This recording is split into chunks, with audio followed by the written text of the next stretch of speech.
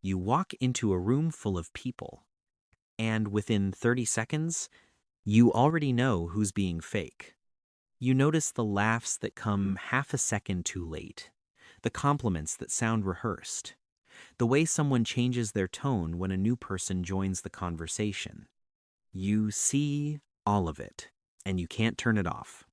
Most people would kill for a packed social calendar and a phone full of contacts. But you have a small circle, maybe no circle at all, and everyone around you acts like that's a problem you need to fix.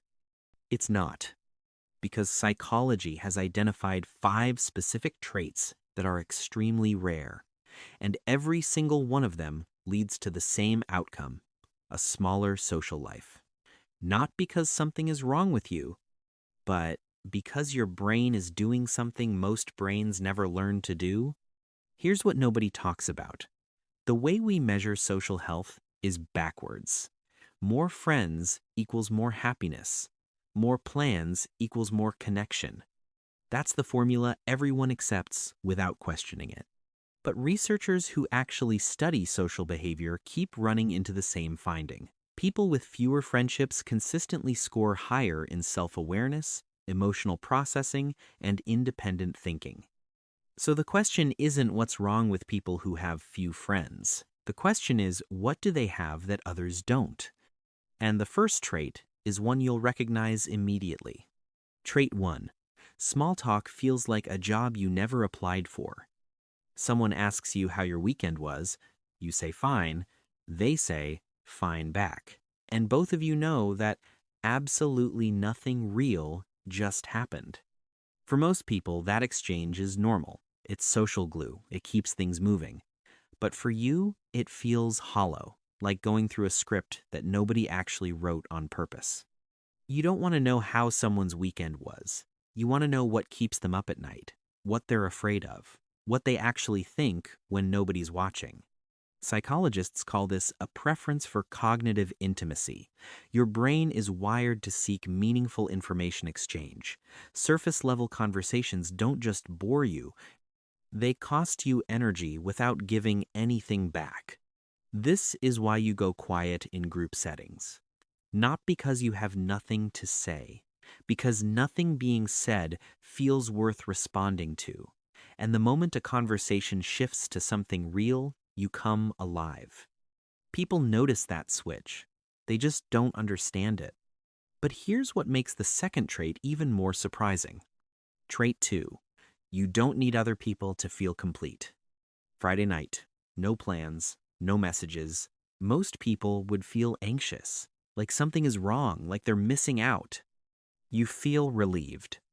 Not because you hate people, because your sense of self doesn't depend on being surrounded by them. You can sit alone for hours and feel perfectly fine.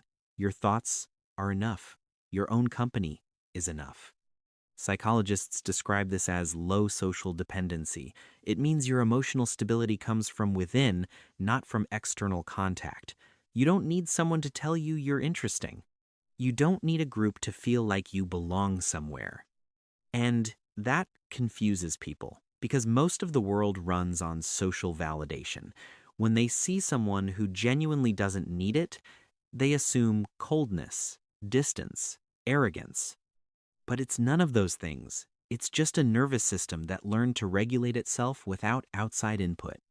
Now, the third trait is the one that catches most people off guard. Trait 3. You feel other people's emotions in your own body. You walk into a room and you can feel the tension before anyone says a word. A friend tells you they're fine and your chest tightens because you know they're lying. You sit next to a stranger who's anxious, and suddenly your own heart rate picks up. This isn't imagination. Researchers call this emotional permeability. Your neurological boundaries between self and other are thinner than average. You don't just observe emotions. You physically absorb them. Their sadness sits in your stomach. Their nervousness crawls into your shoulders. Think about what that means at a dinner with 8 people. That's 8 emotional worlds you're processing simultaneously. Every shift in mood, every unspoken conflict, all of it in real time. That's why socializing drains you in a way nobody around you seems to understand. They leave a gathering feeling energized. You leave feeling like you just worked a 12-hour shift. Not because you're weak, because your system was doing 10 times the work. And that directly connects to the fourth trait, which most people get completely wrong.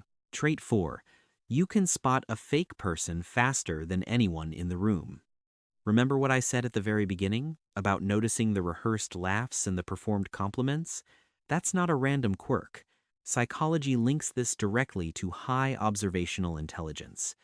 Most people take social behavior at face value. Someone smiles, they assume happiness. Someone offers help, they assume kindness. You stopped doing that a long time ago because you learned that words and behavior don't always match. You notice micro expressions. You track when someone's story shifts from how they told it 2 weeks ago. You pick up on the moment a person's voice changes when they're lying. Not because you're paranoid, because your brain cross-references social information that most people's brains automatically discard. And here's the cost. Once you see someone's mask slip, you can't trust them the same way. The illusion breaks. You can't glue it back together just to keep a friendship comfortable. Your circle stays small because your trust is built on evidence, not on habit, not on proximity, not on how long you've known someone. The fifth trait ties all of this together, and it's probably the reason you've always felt slightly out of place. Trait 5. You would rather be alone than pretend to be someone you're not. At some point in your life, you were faced with a choice. Go along with the group and keep your seat at the table, or say what you actually think and risk being pushed out. You chose honesty. Maybe not every single time, but enough times that it became clear you weren't built for social performance. Psychologists call this authenticity orientation. People high in this trait can't sustain pretending. It creates internal friction that builds over time, like holding your breath underwater. You can manage it for a while, but eventually your whole system forces you back to the surface. Every time you tried to be someone you're not, to keep a friendship going, something in you resisted. The conversations felt scripted, the connection felt hollow, and eventually you stopped showing up. Not because you didn't care, because staying felt like slowly erasing yourself. Most social circles run on quiet compromises. Laugh at the joke you don't find funny, agree with the take you don't believe. You couldn't do that. And the people who could never understood why you walked away. When you stack these 5 traits on top of each other, something clicks. Small talk drains you. You don't need a crowd to feel whole. You absorb what everyone else misses. You see through performance before anyone else in the room. And you refuse to trade who you are for a spot in someone else's circle. That's not a social deficit.